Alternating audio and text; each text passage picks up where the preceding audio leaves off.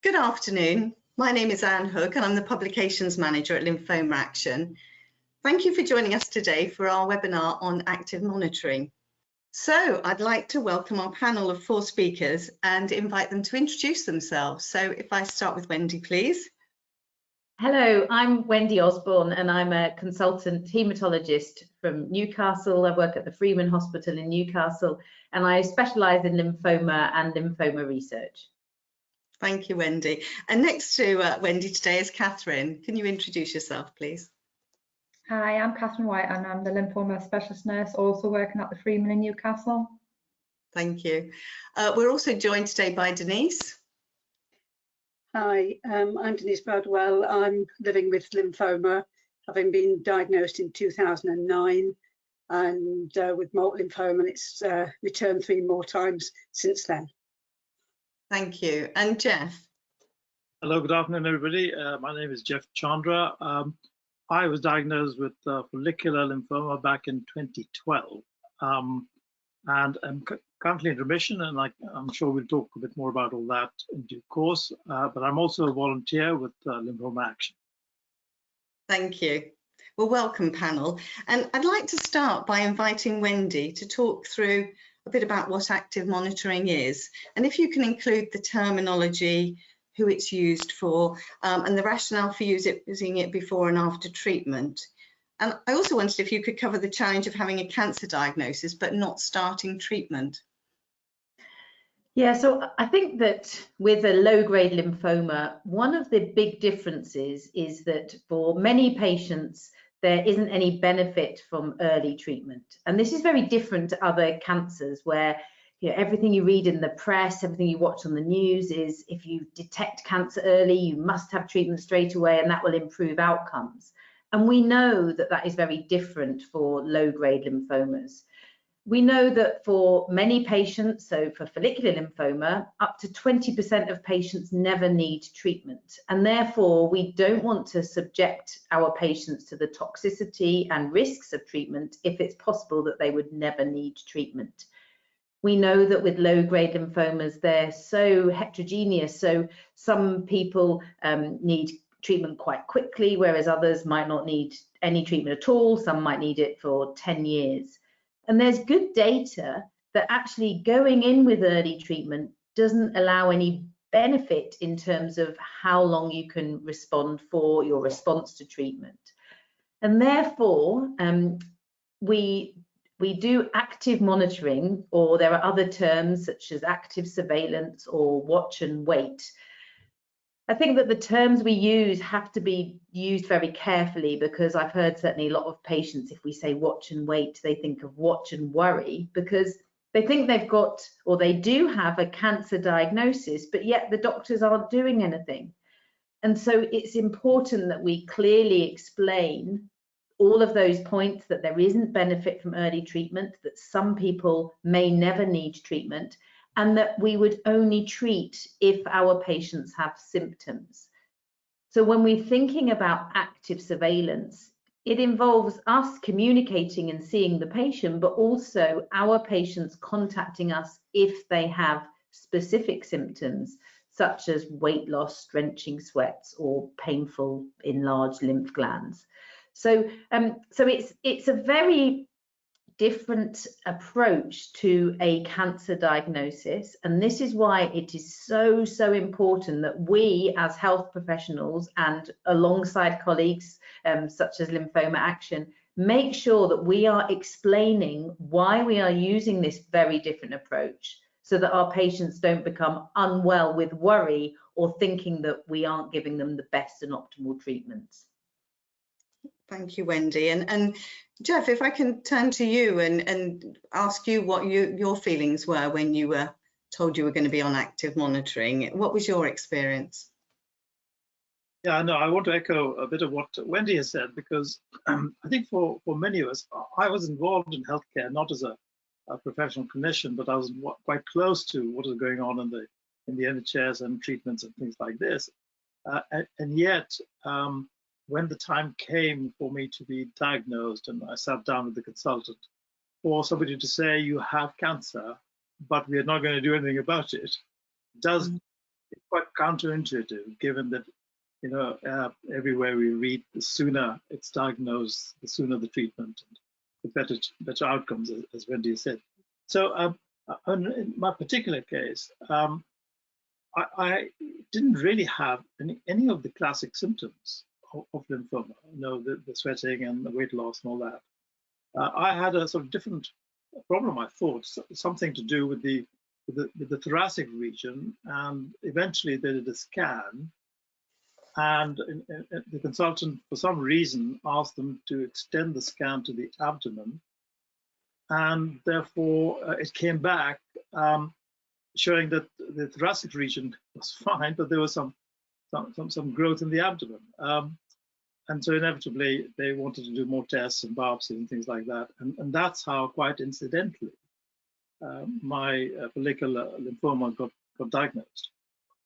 So you're right that when I did sit down with the consultant and he said, well, look, this is what you've got, but you're not going to do anything for the time being.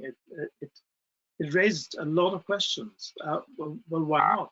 What does this mean? If I go home now, what should I expect with this growth in my stomach? How quickly will I need treatment? How will I know when I need treatment? And so there's lots of different questions, and indeed questions like, well, if growing in my abdomen, if I have growths there, might I not have growths in other parts? So are you going to do more scans? And of course, a whole series of questions of, well, when you do provide treatment, what sort of treatment will it be? What impact is it going to have? So the whole business, to start with, for me, I think raised quite a lot of anxiety, and I think probably not just for me, but for people around, well, because they were saying, well, you know, you've been diagnosed with the cancer, so why aren't you being treated? And the same sort of issues arise for family and friends as well, in terms of why nothing is being done. So I'll leave it there for the moment. I'm sure we'll talk a bit more about it, but it raised a lot of questions and left lots of questions unanswered inevitably, because one didn't know what the next steps would be and when. Thank you, Jeff. And Denise, how was your experience? Well, my journey was totally different because my first lymphoma was diagnosed behind my right eye, which is a little bit unusual, I believe, but it just showed up as what they call lid lag. And they thought at first it was going to be the muscle behind my eye, but a scan showed up that it was lymphoma, and then I started to get little lumps in my eyelid.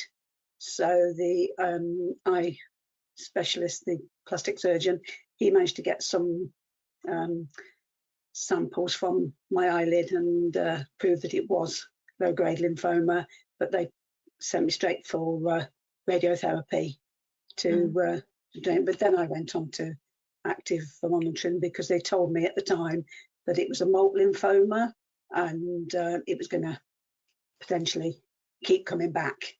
And as I say, it has done. It came back, as I say, 2009 I started. 2013 it came back at the side of my head, and then in 2015 one of the lumps came back inside of my head, but very small. And then, strangely enough, I got a lump in my buttock, which they removed, and it was low-grade lymphoma. But then, when they scanned me, it was a transition into high-grade lymphoma. So I went on to chemotherapy, and then I managed to go until 2021, I think it was. And it came back again, so I had another dose of radiotherapy.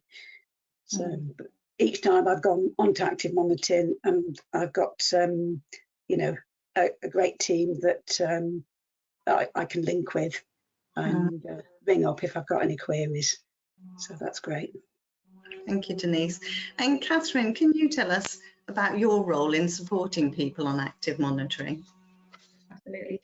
Well, my role is, as you know, is working as part of the wider lymphoma team with the medics and the other healthcare professionals. And my main role is providing kind of support, both practical and emotional support. I'd also say I'm probably the key contact for people on active monitoring, because I'm the person that they're going to call if they've got any issues or concerns. And sometimes issues or concerns we can have a chat over the phone about, you know, it might be able to just alleviate the concerns over the phone. Sometimes if I'm worried, then obviously I'd bring patients to clinic. I can also signpost patients to other organisations such as Lymphoma Action, other local charities, to be able to provide both practical and emotional support. Thank you. Now, if we can come to some of the questions that have been submitted by our audience, and the first of those is about the evidence for active monitoring. And if I can ask you first, Wendy, how is it decided whether someone has active monitoring or treatment? And why wouldn't treatment always be used straight away? I know you've touched on some of this, but you know, I wonder if you could elaborate on that a bit. Of course. So, so we have certain criteria where, unfortunately, there is no option, but we do have to treat. We do have to give chemoimmunotherapy. We call them the GELF criteria, but it is essentially looking at the volume and size of the lymphoma and where it was affecting. So, for example, even if one of our patients is completely without symptoms, but when we do our staging scan, we see that they have significant volume of disease, which could be at risk to their kidneys or affecting any of their organs, then we would give treatment. So a lot of it would depend on that initial staging scan. So there's good evidence about the timing and when we can predict that our patients will need treatment, and it is symptoms, it is initial blood tests, and then it is imaging. The other decision is this point about the fluctuation. So I've had patients with, you know, quite big nodes in their neck, and we're all ready to think, because they were symptomatic, that we might need to start treatment for them. And then they'll come back to clinic a few weeks later and the nodes have subsided. It can behave quite unusually, follicular lymphoma. And so what we need to then assess is the risks of the treatment versus the risks or the symptoms to the patient of not treating. The times when we would always treat would be, as I've said, in terms of significant site and bulk of disease. If there was any evidence of high-grade transformation, such as Denise described, so we always treat high-grade lymphoma. We don't have an option. We've got good evidence that we need to treat patients with high-grade lymphoma. And then the other time is if a patient has limited stage disease. So if a patient has stage 1 or encompassable with radiotherapy stage 2, in that situation, we would usually want to treat our patients with giving them radiotherapy. And that's because when it's limited stage disease, there is a percentage of patients who would be cured with that treatment. So all of these are assessed initially in clinic and then in the MDT, and then we put patients onto our active surveillance pathway. And as Catherine says, this is really only works if there is a point of contact for our patients, so that our patients know that they can ring, have a direct person that they can ring if they've got any concerns, and have quick access into the clinic. And if I can stay with you, Wendy, we've got the two examples of Jeff, who went straight on to active monitoring, Denise, who has treatment and then gone on to active monitoring. Are there differences in the way active monitoring is managed in that, whether you're somebody who's never had treatment compared to somebody who's had treatment and then gone on to active monitoring?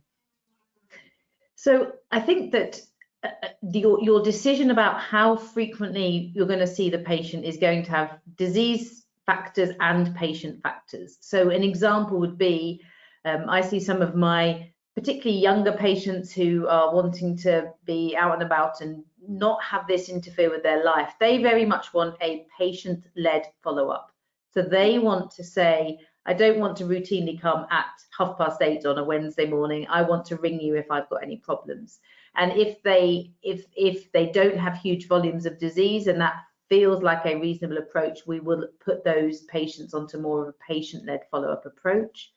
I have other patients who actually their stress and anxiety, as Jeff talked about, having a cancer diagnosis, they find coming to clinic every 6 months or 12 months a really important part. We know that doing blood tests and lots of scans isn't really of benefit for the majority of patients, so it is normally a clinical review. But for those patients, we do invite them for either our nurse-led clinic or our consultant clinic if they need it. And then in terms of the frequency of appointments, if I've had a patient who has needed maybe 2 or 3 lines of therapy before, and we are now actively surveilling them, I will probably see them a little bit more frequently than those patients who have already been 10 years and never needed treatment. So it may vary in terms of my frequency of follow-up, whereas I'm much more relaxed if they've got low volume disease, low risk factors, and then they would be seen maybe or contacted once a year. And I've got a question for you, Wendy, again, but also for Catherine, about the conversations about active monitoring. And, you know, Jeff has hinted on this about the complications of understanding and then sharing that with other people, family, friends and carers and so on. So how do you as healthcare professionals explain active monitoring? And how do people typically react to this if they're told that they're not actually going to have treatment, but that this is a form of treatment for them? And how do you understand that people, or how do you ensure that people understand so that they can consent for this type of treatment?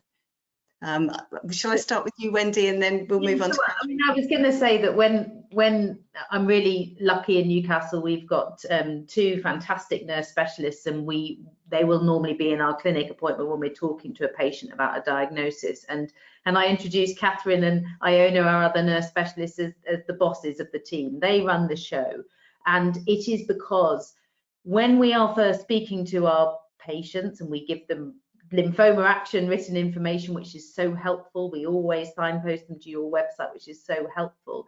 Actually, it is a week or 2 later when they are picking up the phone to Catherine and Iona, and I have to say, I think that they do the majority of the work in terms of making sure we have been clear in our understanding. So I'll let Catherine tell you about. I've had feedback from patients about how helpful she has been over many years. So I think that you could probably explain what you're doing in those phone calls.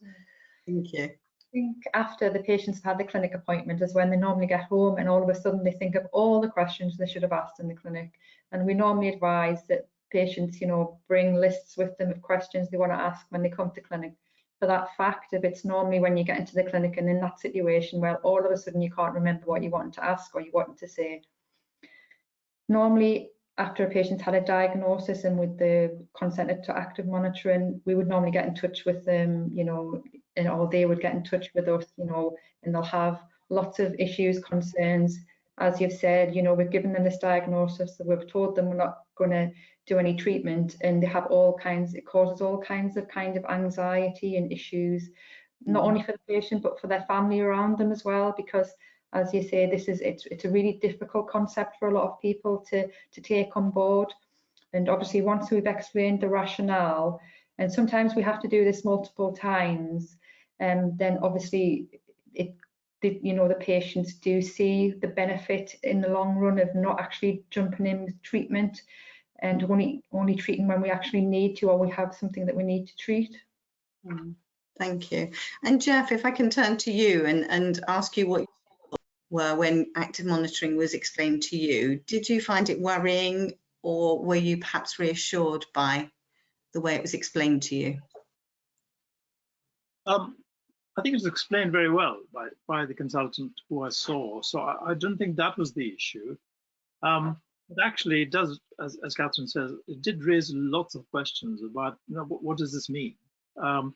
And together with that, of course, I mean, what is follicular? I mean, the consultant can tell you a bit about it, but what is it, you know? And what is the kind of trajectory? What happens? So I did spend quite a lot of time on the internet afterwards, trying to find out a bit more about the whole of this process, what the disease was, what the progression was, what does active monitoring actually mean. It is called watch and wait, I think, where I was to start with. It's not something, the other issue which I think Catherine mentioned, it's not something to easily discuss with friends or family, because it is quite a kind of isolating thing from that point of view, because you can share your feelings, but actually nobody can easily give you any answers about that, about how this might pan out over the future. And I think the other complication that sometimes arose for me anyway, is in the ordinary course of life, there are other things happening, colds, coughs, swellings, pains, and you wonder, gosh, is this the symptom connected to, and what shall I do about it? And kind of finding the patience to see that through and test it and make sure that actually, should I be ringing Catherine or the equivalent CNS in my area, or would that be panicking? And I think this adjustment that I found, you have to make all the time, but when would it be appropriate between it happened to be 6-monthly clinic appointments, as it turned out, for almost 5 years. I think those are some of the issues that it never sort of went away, even though after the clinic blood test and a quick physical exam, you came away feeling, okay, well, I'm okay for a little bit. Those questions don't fully go away. You can't sort of rest and say, well, okay, I'm okay with the next 6 months, because you don't know when the growths begin to interfere with the organs and what the symptoms of that might be. Thank you, Jeff. And Denise, you obviously had treatment straight away. So how did you feel? How was it explained to you? And did you find it a worrying time or a reassuring time? I think when I got my diagnosis, it was a little bit of a worrying time, but I am actually a retired nurse. So I think the nurse bit kicked in a little bit, in the sense of, don't be silly, don't start panicking at this stage. And I wouldn't say, they didn't actually call it active monitoring because it was behind my eye. I just saw the eye specialists on a routine because I was just checking that, it hadn't affected my sight and things like that. It wasn't until I had the second diagnosis that sort of active monitoring came in. And like Jeff, it was called watch and wait initially. No, I mean, it was explained really well. As I said, I've got a very good team where I am, and I wasn't really concerned. I think it was more a case of, like Jeff said, telling other people, because outsiders, they say, oh, you look so well, you can't have something wrong with you, and things like that. So being on active monitoring, I think it's got that, you've got that reassurance that if something goes amiss, then you've got that contact, that security blanket. Thank you. If I could just add, Anne, I mean, one of the challenges for me was, I mean, I've been diagnosed. It's lymphoma. Not many people understand it, and certainly watch and wait is kind of, what does that mean if you've got cancer? So I took a personal decision, I'm sure everybody does, about how widely to announce this. And for me, I felt comfortable in keeping it very tight to just a very few friends and the immediate family, because my sense was, as Denise has said, and I didn't look any different, and I really didn't want my perception of me amongst my wider group of sort of contacts to change, really. I didn't want them to think, oh, that bloke over there, who we knew as Jeff 2 days ago, is now Jeff with whatever. So that's a decision that I took, and that in retrospect, I think I did the right thing. Thank you, Jeff. On a similar topic, we've had questions about monitoring, active monitoring. And if I can turn to you again, Wendy, what monitoring actually happens? And does this change over time, the type of tests that you may be giving people? Yeah, so I think to start with, when we first have the diagnosis made, so the biopsy is done and all patients would have a staging scan, whether that be a CT scan or a PET, to establish the stage and the subtype of lymphoma. And I always remind my patients that there are over 100 different types of lymphoma. So when they go to Dr. Google, which I think can be a really helpful source, sometimes that can cause anxiety because they might read about Burkitt lymphoma, which needs intensive quick treatment, and start to worry that they're not being managed. So that's why I really try and push them in the Lymphoma Action website for information.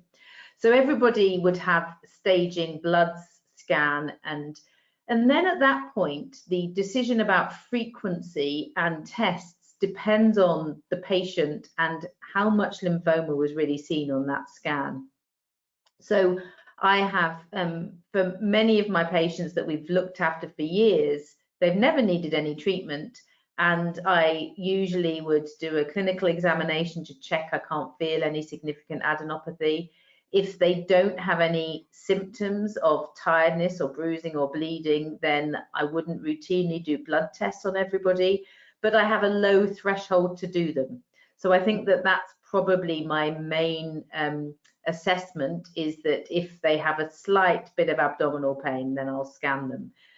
If they've got more tired than usual, then I might check their bloods. But if my patient comes into clinic, says I'm feeling great, I can't feel any adenopathy, then I would see them again. And again, it would depend. I've had some people on active monitoring for 10 years and once a year, or patient-led follow-up. When people are first diagnosed, I'll see them more frequently, maybe every 4 to 6 months.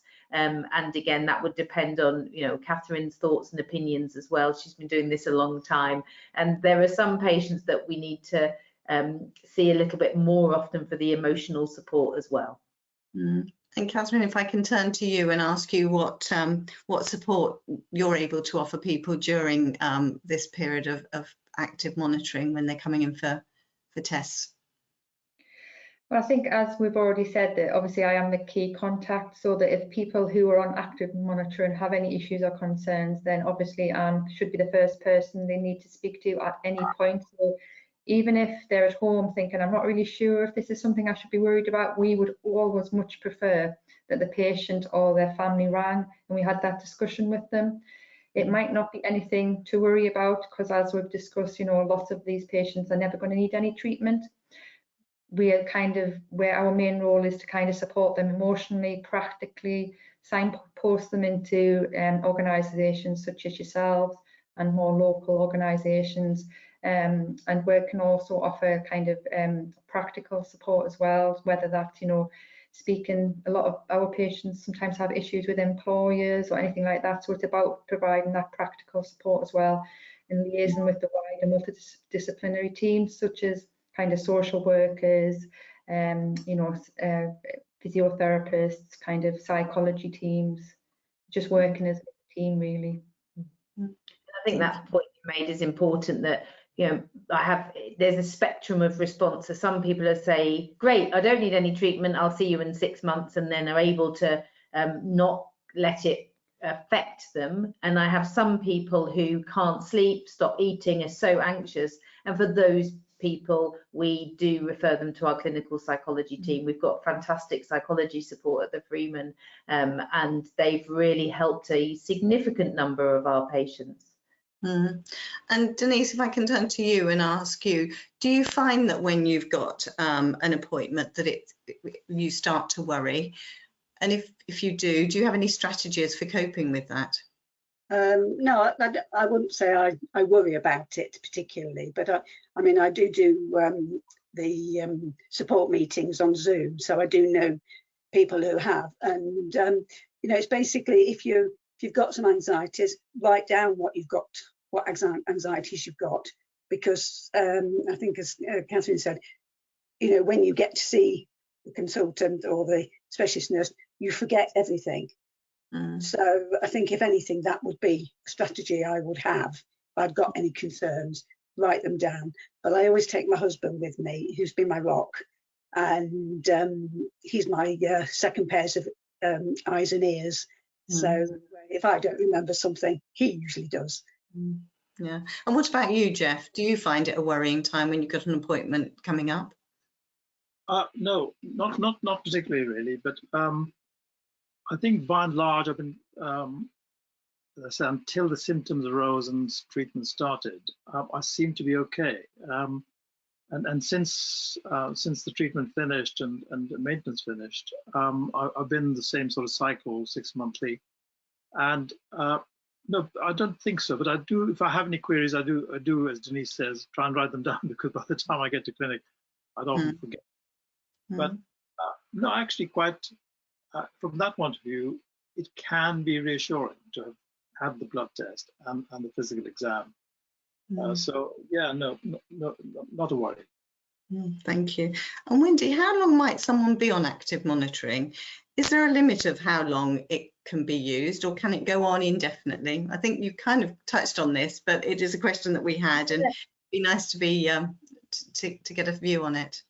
So I think again, one size doesn't fit all, and there have been some of our patients who have been coming never needing any treatment for 10 years, and sometimes we have this discussion, you know, the chances now feel quite low that you're going to need to have treatment. And so for those people, they tend to just go on to patient-led follow-up. So we don't routinely keep giving them appointments, but they can just ring us and we will see them that week. So I think that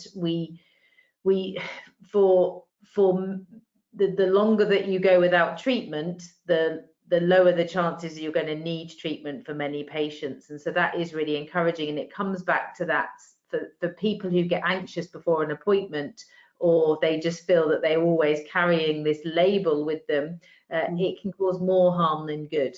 Because usually if my patient has walked into the clinic room and said, I feel great, it's very unlikely that we're going to pick up a problem. It's very unlikely that by examining them or even going on and doing tests is going to cause a problem.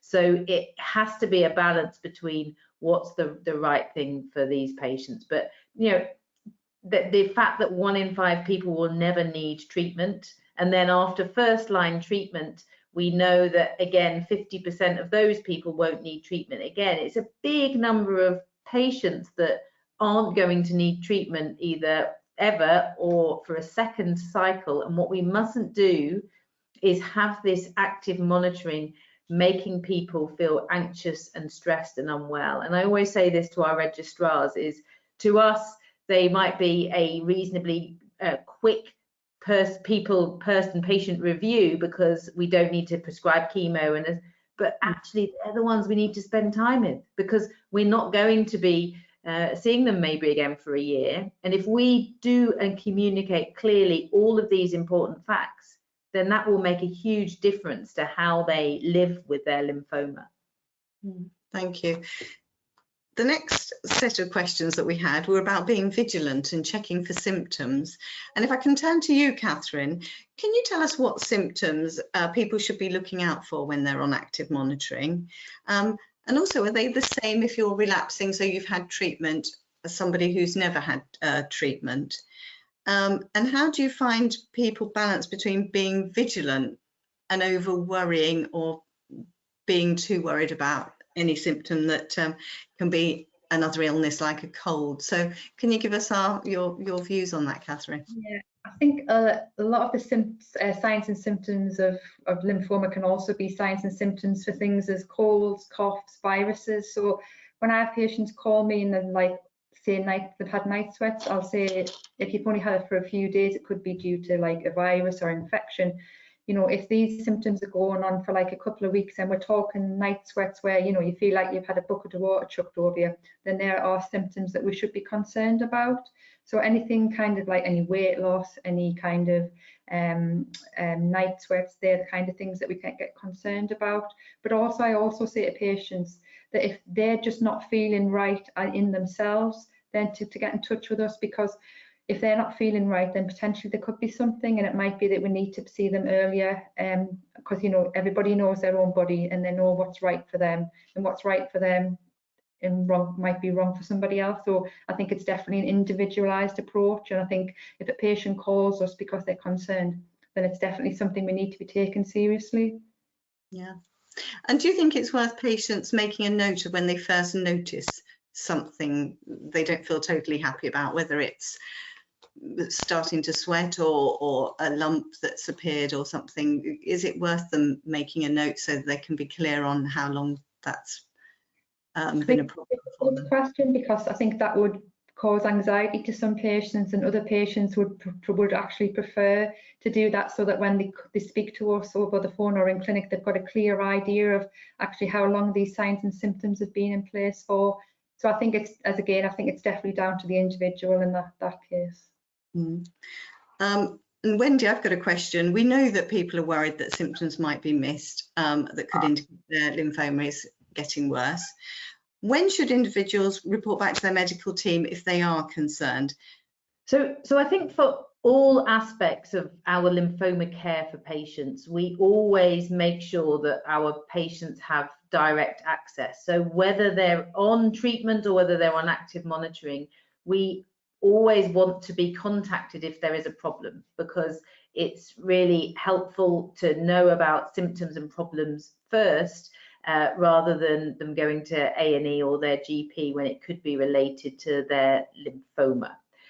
So we, and I think that as well as trying to get that balance between not seeing patients so much that they feel that their life is being ruled by this low-grade lymphoma that might never need treatment, versus seeing them enough that they're feeling safe and secure. And that is why it is most of the times that our patients ring us with any slight concern, the usual outcome is that they do come to clinic and we see them. And if they have symptoms that are causing us concerns, the usual outcome is at that point that we would scan them. So most situations, you know, we can find the cause, or the symptoms can come for a few days and then go, and in which case they won't need further investigations. But patient-led follow-up has to be that two-way support and trust. So they have to trust that they can come to us when they have concerns, and we have to trust that they will ring us if they have got things that we're not happy about. And as Jeff said, he didn't have typical symptoms, and this is this, you know, if it's somebody having drenching night sweats, needing to change the bed sheets, palpable painful nodes, significant weight loss, these are all very obvious symptoms where we would be seeing them. But sometimes it's, as Catherine said, just sort of vague, just not quite right, you know, abdominal discomfort that's there for a week rather than a few hours. In anything, then we do need to see the patient. Thank you. And Jeff, have you had times when you've been worried about symptoms and had to get in touch with your CNS about it? Or I mean, that's how in the end my treatment started, really. I was on watch wait for nearly 5 years, and in this particular, with none of the classic kind of symptoms of lymphoma. And it was exactly as Wendy said, the problem was in the abdomen. And I think I ended up with quite a severe pain in the stomach. And you think, well, this is indigestion, it'll go away. And it got worse and worse and didn't get better. So in the end, I thought, well, I don't know whether this is something to do with indigestion or whatever, or whether there's something serious. And it's that point that I did ring NSS and was admitted. And it came about that actually the scan showed that it was interfering with a number of the organs, particularly the kidneys. And that's what triggered the start of the treatment. Thankfully, since then, as I say, after treatment and then maintenance therapy, I've not had any prolonged symptoms. And certainly one of the questions I would still have, actually, and Wendy perhaps can answer this, is whether if I didn't have the classic symptoms first time, whether that means if it's going to recur, whether those classic symptoms might appear, or am I just not going to be reliant on that in the future? Yeah, I think that's difficult, and I think that, you know, you did the right thing in the sense of you just had sort of abdominal discomfort, you weren't quite right. And Catherine said everyone knows their own body, and if you think that you're not quite right and that is lasting for, you know, more than just a day or two, just pick up the phone. And I think that, you know, probably most of the people I see with with symptoms where I then go on and think, okay, we need to have treatment, is that I'm just not quite right. I'm just not eating well enough. I've lost 6 pounds. It's rather than I've definitely got these drenching sweats. And I think sweats are an interesting symptom, because I've had some patients who's, they've got a reasonable amount of disease on the scan, but nothing that is of a concerning sight. But they have got horrendous sweats. And I've got some of my patients who would rather put up with the sweats than having the toxicity of 6 months of chemotherapy. And so we've watched them in clinic. We've not allowed them to have patient-led follow-up, but we've seen them.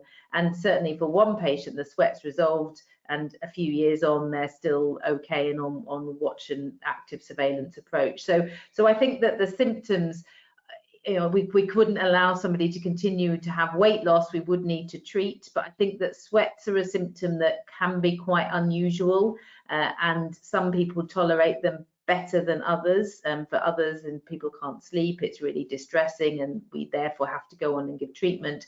Whereas for some people, they prefer to choose that. So. Thank you. And Denise, what about your experience? Have you had to get in touch because of symptoms that you've been concerned about?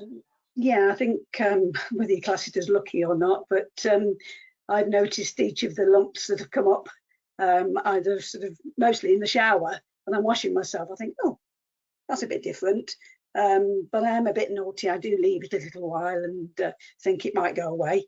But I've ended up either ringing the CNS and they've either got me into an appointment or something like that.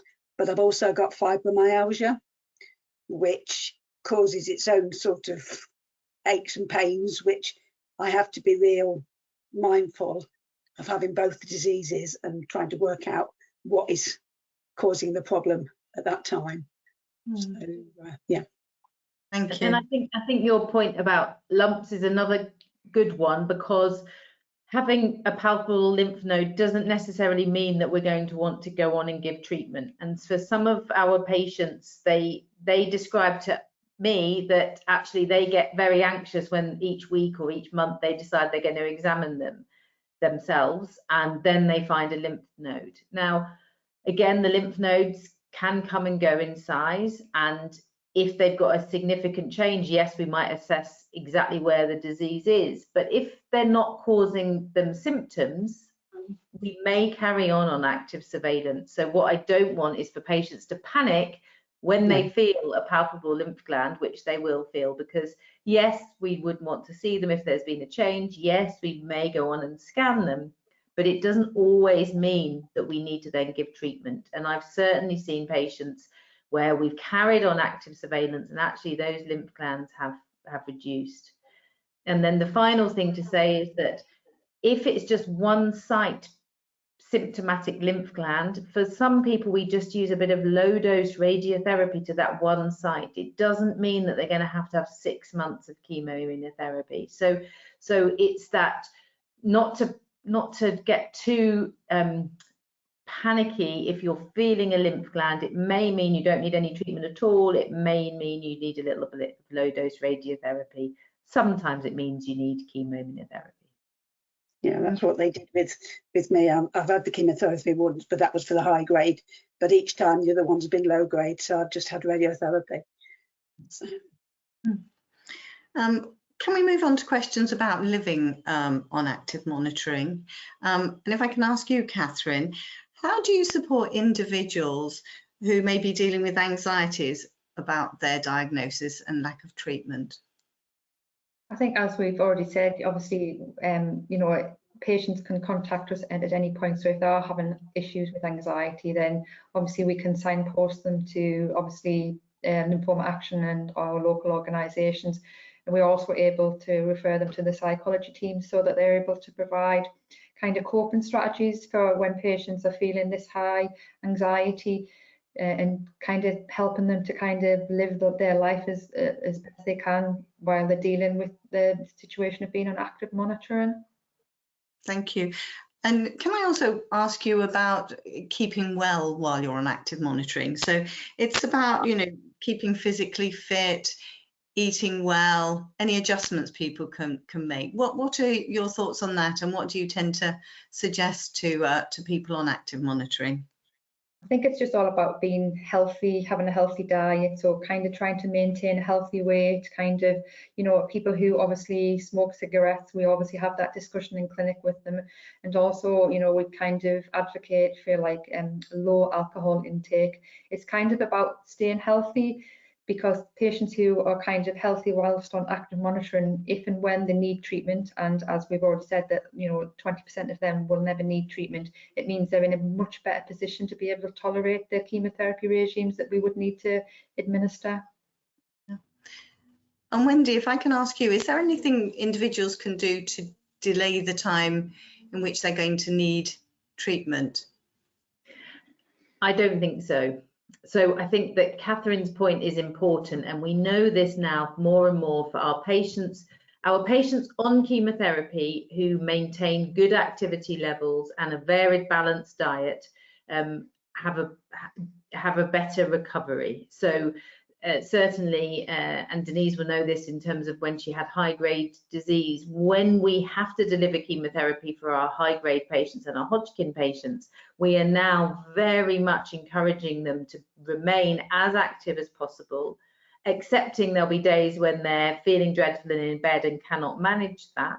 But on the other days, if they can keep their activity levels up, continue to maintain their muscle strength, and that will improve their outcome. And so therefore, it comes back to this balance when we have people who are on active surveillance. I really don't want their diagnosis of lymphoma to be such a big part that it is taking over their life. So it isn't that we would want them to do anything dramatic so that they're having to think about their underlying diagnosis or worry that they've got to be fit in case they ever need chemo. But I think we're all recognizing now the importance of activity and a balanced diet, and it makes sensible just health advice generally that if these are addressed as part of any health prevention, that it may be of benefit. So we try and have that as just part of general lifestyle advice. Mm. And Denise, can I ask you, was there anything in terms of keeping physically fit or well-being generally that you found has helped? Well, I used to play netball and things like that, and even after my chemotherapy, I carried on playing netball.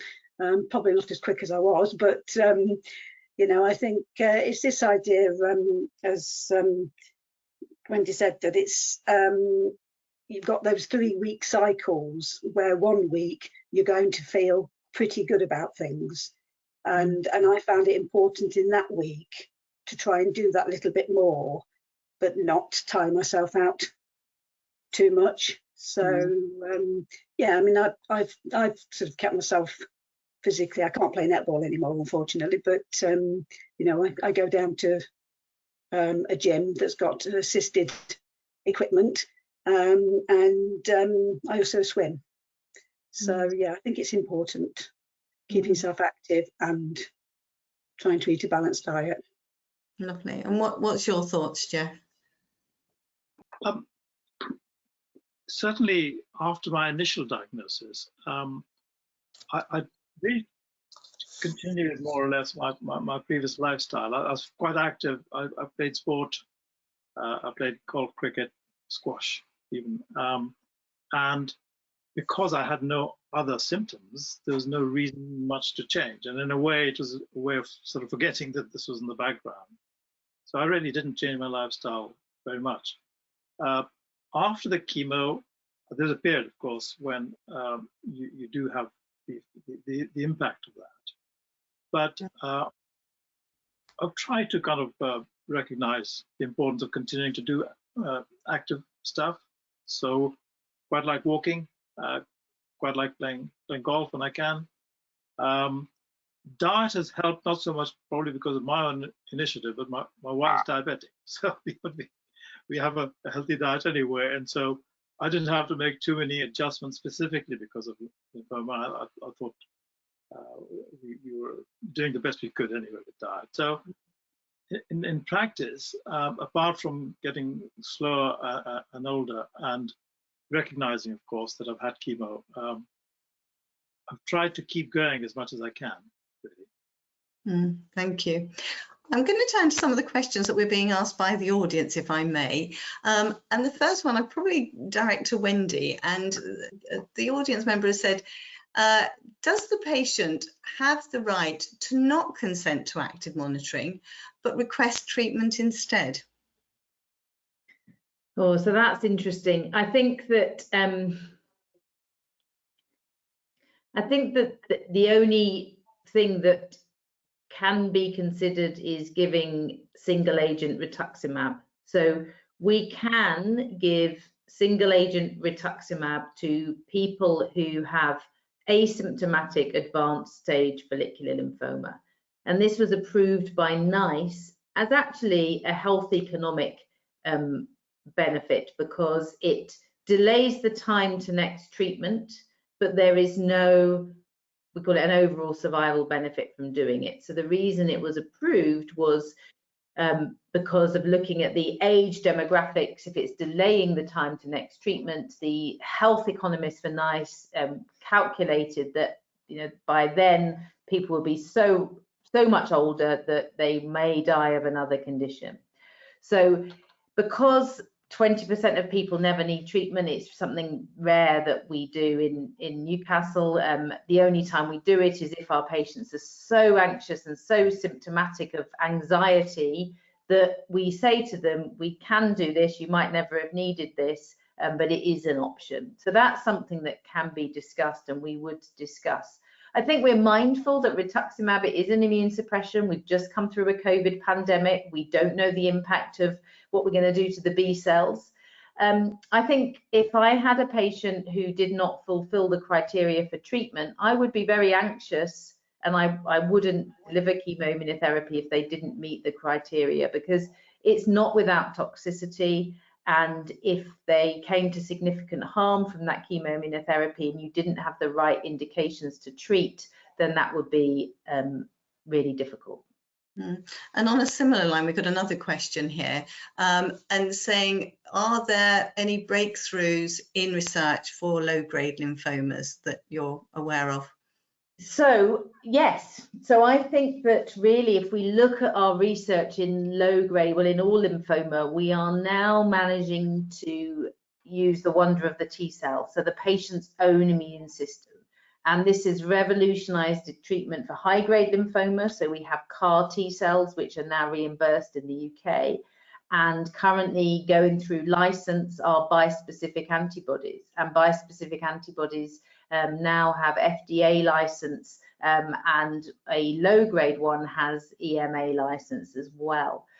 So we are getting data about T-cell engagers for low-grade lymphoma. At present, we don't have reimbursement within the UK, but we are certainly hoping that that may change soon.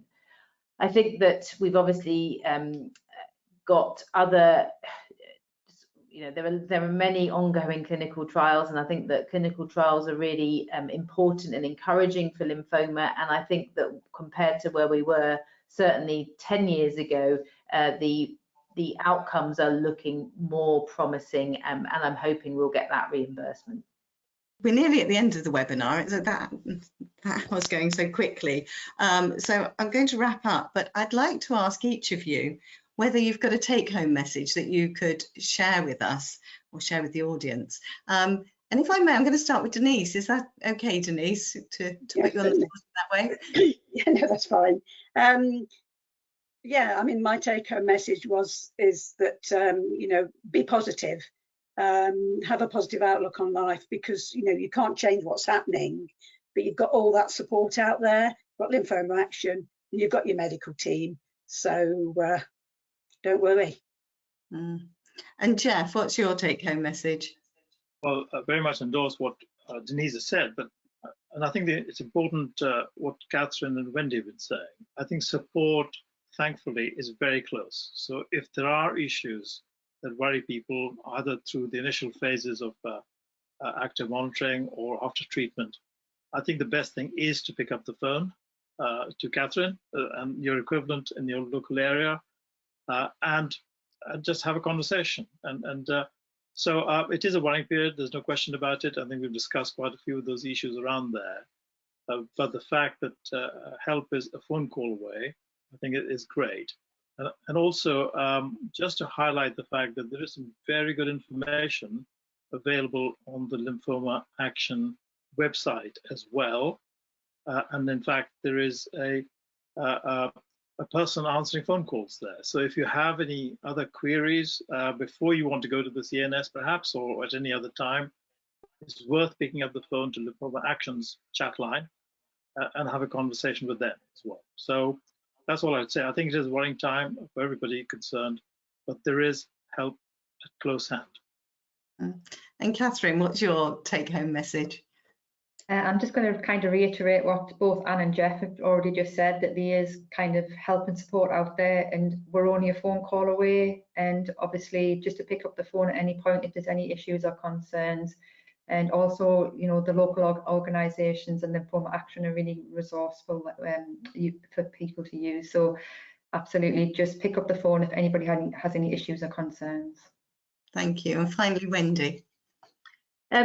So I would say write things down and please bring your family or friends to clinic with you. I think that the communication about active monitoring is the key to getting this right.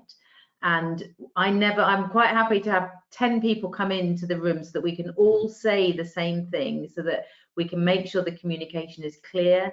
If you turn up with a page of questions, I think I would much rather that than my patient goes home and I think I've communicated well, and then they feel that they haven't had all of their questions answered. So there is always someone there on your side wanting to try and support you through this. Thank you. And finally, I'd really like to thank our panel for making it such a fascinating webinar. And thanks for all of you for joining us. Thank you. Thank you. Thank you. Bye-bye. Thanks. Bye. Bye-bye. Bye.